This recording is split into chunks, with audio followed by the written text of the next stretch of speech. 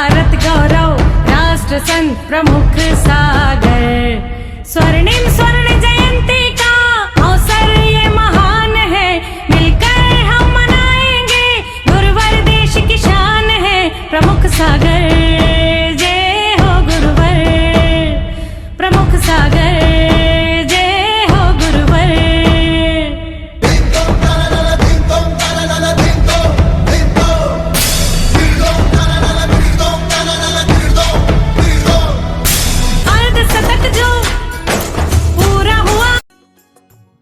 इस कार्यक्रम के पुण्यार्चक हैं श्री दिगंबर जैन पंचायत गुवाहाटी, असम।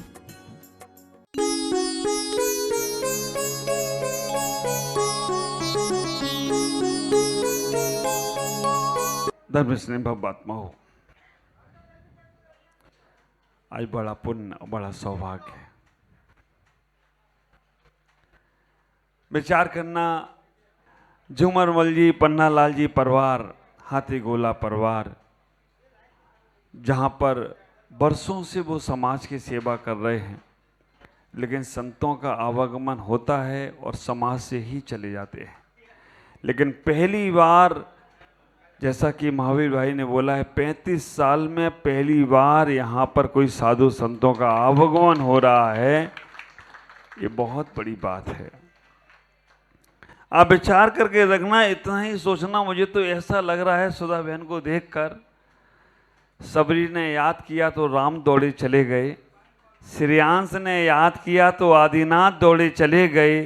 आप विचार करना, और चंदन वाला ने याद किया तो महावीर तलघर में चले गए, और ये परिवार ने याद किया तो प्रमुख सागर आ गए हों तो कोई आश्चर्य की बात नहीं है। चंदन वाला तलघर में बंद थी, ख्याल करो उसका उद्धार कैसे होना था, उसके उद्धार कहां से होना था। कभी कोई सोच नहीं सकता कि वो तलघर में भी महावीर पहुंचेंगे। बड़े बड़े राजा, बड़े बड़े महाराजा महावीर को बुला रहे थे, पड़घान कर रहे थे, हे स्वामी नमोस्तु नमोस्तु कह रहे थे सभी लोग।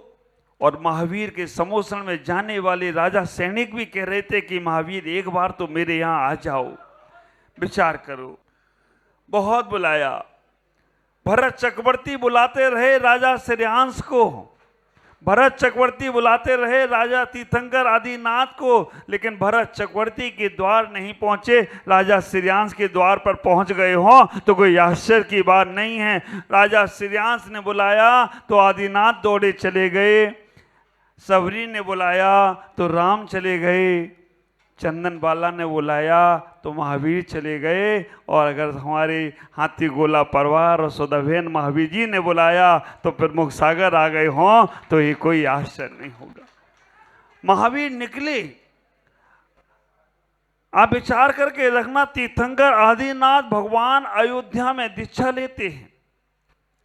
4 कल्याणक होते हैं, गर्भ कल्याणक, जन्म कल्याणक, तप कल्याणक, और तो और तीनों कल्याणक होने के बाद आदिनाथ भगवान आहार के लिए निकले। 6 महीने के उपवास के बाद 6 महीने उन्हें विधि मिलाने में लग गए। 6 महीने तक किसी को मालूम ही नहीं था कि कैसे संत को पलगाते हैं, कैसे भगवंत को पलगाते हैं, कैसे उन्हें आहार देते हैं, कैसे उनकी आहारचर्या होती है। 4000 राजाओं ने दीक्षा ली, और दीक्षा लेने के बाद वो 4000 राजा अपने पद से च्युत हो गए, और आखिरकार वो धर्म लोप हो जाता। अगर वो तीर्थंकर आदिनाथ भगवान आहार पे नहीं उठते तो धर्म लोप हो जाता। उन्हें आहार की आवश्यकता नहीं थी। हमारे कपूर चंद जी को मालूम है सब बात। विचार करना, लेकिन वो केवल उठे। हम जैसे सामान से मुनि की आहारचर्या कैसे होगी, साधारण मुनियों की चर्या कैसे होगी, उसके लिए आहार पर उठे, और अयोध्या से चलते चलते चलते चलते अयोध्या से चलते चलते हस्तिनापुर में जाकर आहार की विधि मिली हो तो कोई आश्चर्य की बात नहीं है। ख्याल करना, वो कहाँ अयोध्या और कहाँ अयोध्या से हस्तिनापुर पहुँचे। और मैं अगर सम्मेद शिखर से तुम्हारे पूर्वोत्तर में आ गया हूँ तो कोई आश्चर्य की बात नहीं है, क्योंकि संत भगवंत केवल करुणा की भावना से आते हैं। पूर्वोत्तर में साधु संतों की चर्या कितनी अच्छी तरह से हो, कैसे साधु संतों का यहाँ आवागमन होना शुरू हो जाए। और एक बात का ख्याल करना, तीर्थंकर भगवान का आवागमन नहीं है, अभी यहाँ संतों का, अभी भगवंतों का आवागमन नहीं है। लेकिन जब तक भगवंतों का आवागमन नहीं है, भगवान कैसे होते हैं, एक छोटा सा उदाहरण मैं आपको देना चाहूँगा। छोटा सा उदाहरण, जब रावण सीता का हरण करके ले गया, जब रावण सीता का हरण करके ले गया तो सीता ने अपने आभूषणों को उतार उतार कर जमीन पर फेंकती चली गई, जमीन पे डालती चली गई। जिस मार्ग से जा रही थी उस मार्ग पर वो अपने आभूषणों को छोड़ती छोड़ती चली गई। जब भगवान राम आए और उन्होंने लक्ष्मण से पूछा कहाँ गई सीता, ख्याल करना, लक्ष्मण ने कहा मुझे पता नहीं। जब वो वन वन ढूंढ रहे थे, जंगल जंगल ढूंढ रहे थे, तो उन्हें सीता के आभूषण दिखे, सीता के आभूषण दिखे। तो उन्होंने पूछा ये सीता के ही आभूषण हैं। लक्ष्मण ने कहा मैं केवल बिछिया और पायल को तो पहचान सकता हूँ, ऊपर के आभूषणों को तो मैंने देखा ही नहीं है, मुझे पता नहीं, लेकिन बिछियों से मैं कह सकता हूँ ये हमारी माँ सीता के ही आभूषण हैं। दृष्टांत में तत्व देखना, उन आभूषणों को देखकर रावण को, उस आभूषणों को देखकर भगवान राम को पता चला हमारी सीता इसी दिशा में गई है। और वो गए तो उन्होंने सीता को वहां से स्वतंत्र कराया, सीता को वहां से लेकर आ गए। ऐसा ही हुआ, पंचम काल रूपी रावण हमारे तीर्थंकरों का हरण करके ले गया।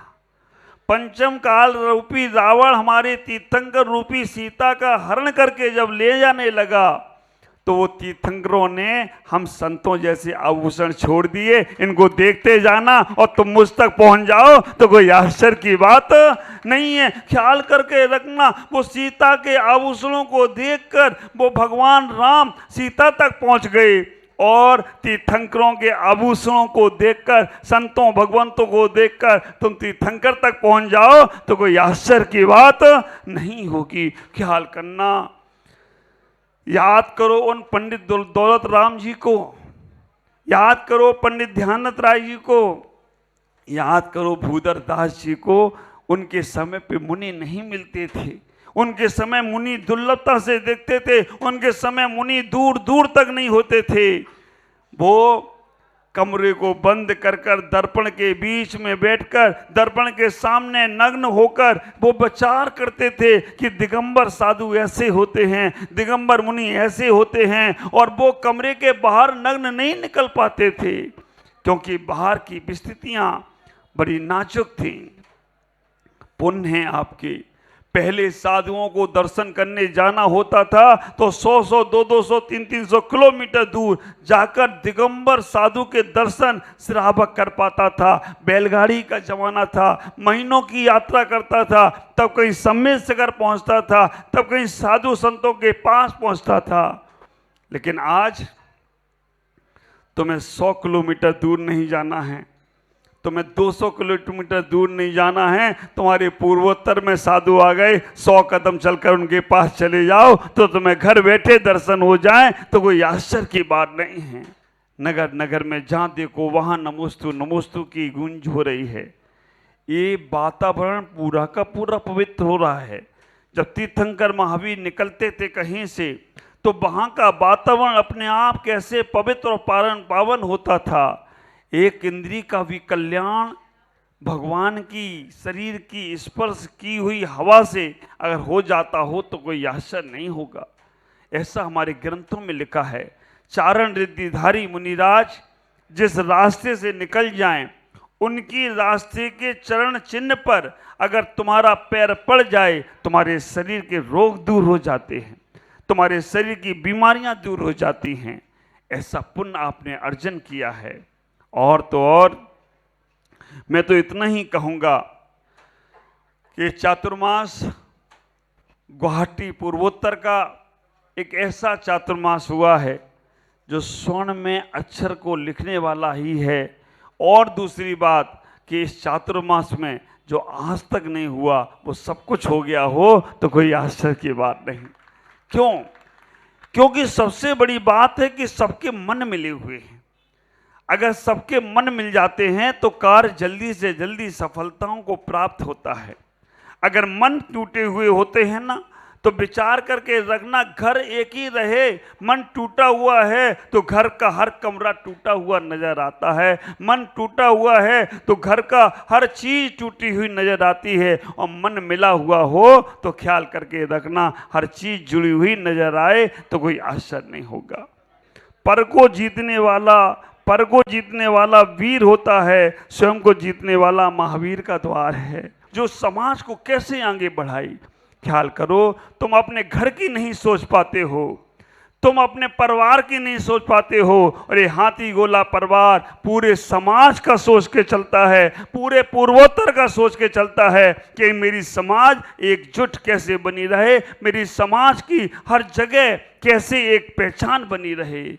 चाहे गोमटेश्वर आसाम हो, वहाँ पर भी आसाम भवन अगर बनाया तो ये गुवाहाटी समाज ने बना दिया हो तो कोई आश्चर्य की बात नहीं। और कौन सा पहाड़? सूर्य पहाड़ को एक ऐसा मूर्त रूप देने के लिए पंच कल्याणक में पूरी समाज तो साथ रहेगी, लेकिन आगे झंडा कौन पकड़े? अभी मैं रास्ते से आ रहा था, एक गांव में पहुंचा और गांव में पहुंचते ही दूसरे गांव वाले आए। पहले गांव वालों ने कुछ नहीं किया, केवल झंडा उनके हाथ में थमा दिया, बाकी सब काम हो गया। विचार करके रखना, आगे बढ़ने वाला व्यक्ति बहुत दिलदार चाहिए। मैं इतना ही कहूँ कि आप अपने जीवन को बहुत बहुत आनंद में बनाएं। समाज की रीढ़ की हड्डी हमारे महावीर भाई अध्यक्ष, जिन्होंने समाज को एकजुट रखने का प्रयास किया है, पूरा समाज को एक साथ आगे लेकर चलने का प्रयास करते हैं।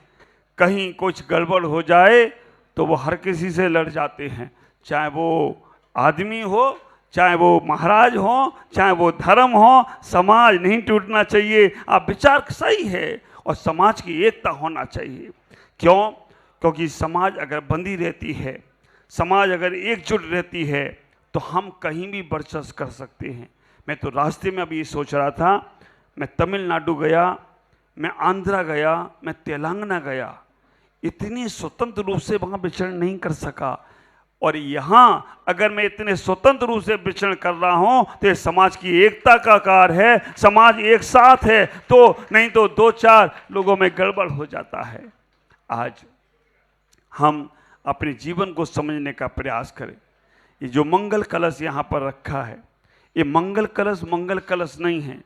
मैं तो पहले ही आज सुबह ही मैंने बोला, किसी के यहाँ भगवान के मंगल कलश की स्थापना है, किसी के यहाँ गुरुदेव के कलश की स्थापना है, लेकिन प्रमुख सागर की अगर कहीं स्थापना होगी तो ये हाथी गोला परिवार में होने वाली है। क्योंकि प्रमुख सागर कहीं मिलेंगे यहाँ से जाने के बाद भी तो आपको याद रहेगा कि वो कलश उनके घर में विराजमान है।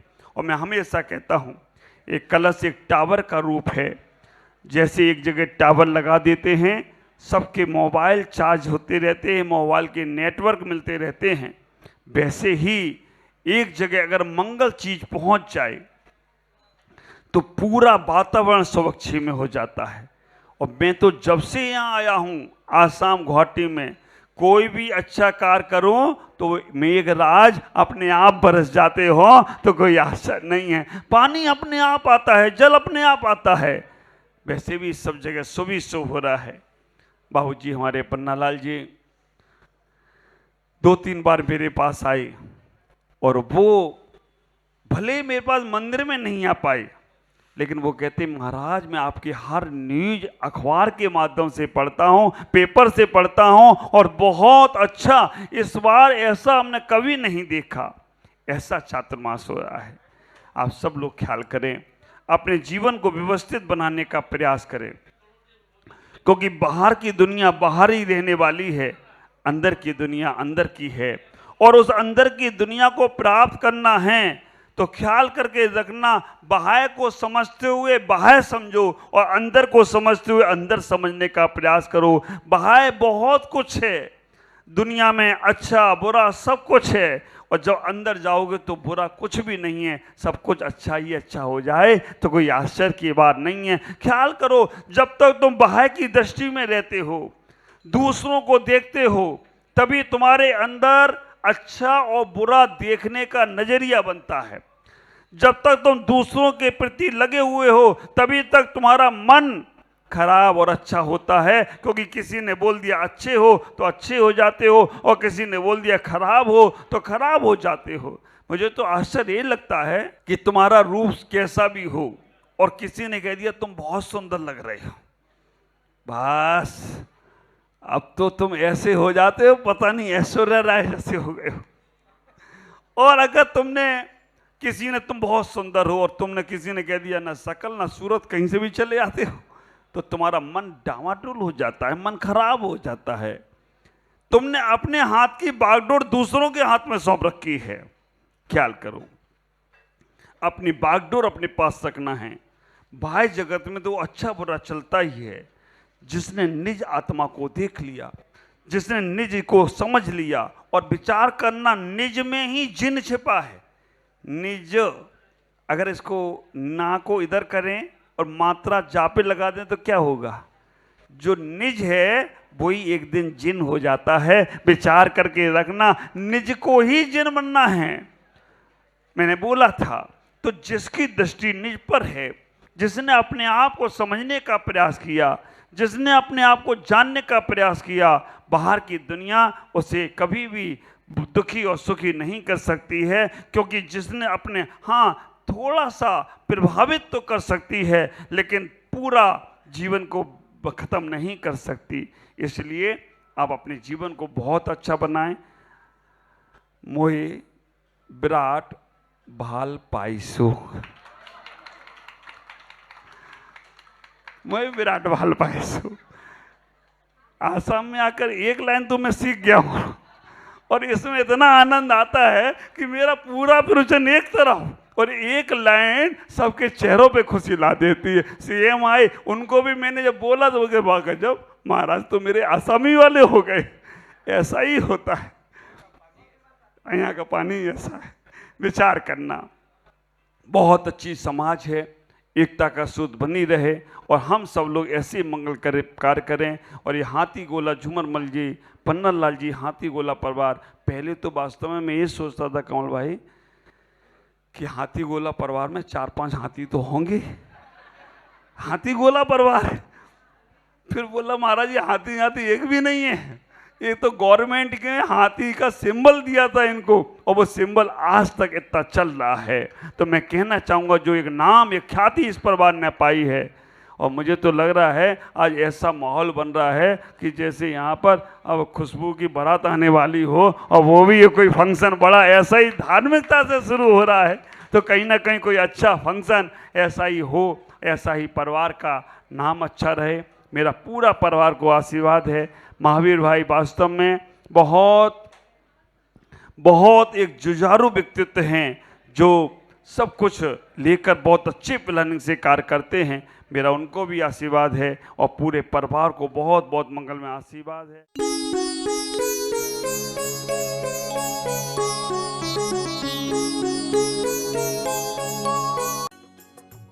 इस कार्यक्रम के पुण्यार्चक थे श्री दिगंबर जैन पंचायत, गुवाहाटी, असम।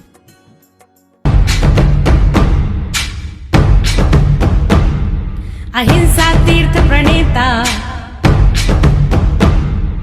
अहिंसा तीर्थ प्रणेता, जय जय हो भारत गौरव, राष्ट्र संत प्रमुख सागर, स्वर्णिम स्वर्ण जयंती